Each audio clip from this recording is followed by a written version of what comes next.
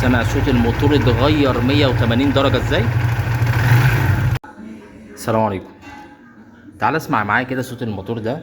صاحب الموتوسيكل ده بيقول لي الموتوسيكل صوت الموتور بتاعه بقى غريب، وانا ماشي مرة واحدة كده لقيت صوت الموتور بتاع الموتوسيكل بقى صوته عالي وغريب. هندور ونسمع الصوت مع بعض. بسم الله.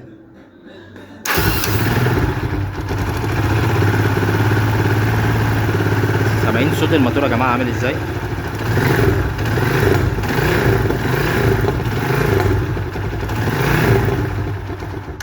طبعا صاحب الموتوسيكل جالي وبيقول لي الموتور ده صوته بقى عالي زي ما حضراتكم سمعتوا كده.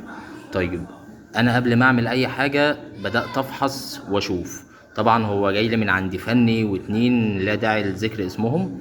تمام. حد قال له غير كتينة، وحد تاني قال له الشيك بلف اللي هو ده فيه مشكلة. تمام. والراجل جاي مقتنع ان احنا هنغير شيك بلف، وقال لي حل الشيك بلف ده نجيب مكانه. قلت له لا معلش، حضرتك جاي تعمل صيانه، مش حضرتك اللي تحدد ايه اللي يتغير في الموتوسيكل. انا اللي هكشف وهفحص وهشوف المشكله فين. تمام. طبعا انا ما حلتش اي حاجه. تمام. ببص كده لقيت المشكله اللي هي دي. شايف الخرطوم ده؟ الخرطوم ده هو اللي عامل الصوت ده. طيب الخرطوم ده بتاع ايه؟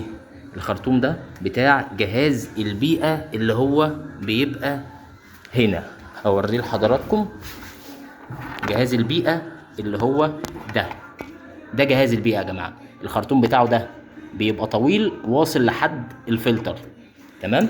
طيب تعالوا نركب الخرطوم مع بعض وندور الموتوسيكل ونشوف الصوت اخباره ايه.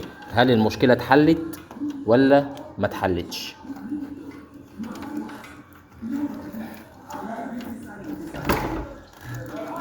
طيب احنا ركبنا اهو وهنبدأ ندور الموتوسيكل.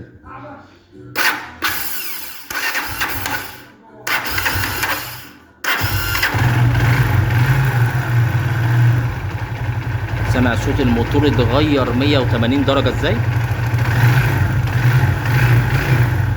صوت الموتور بقى طبيعي جدا. تمام. مش اي فني يبص على المكنه كده تروح له فيها صوت يقول لك ده كذا وروح هاته وتعالى.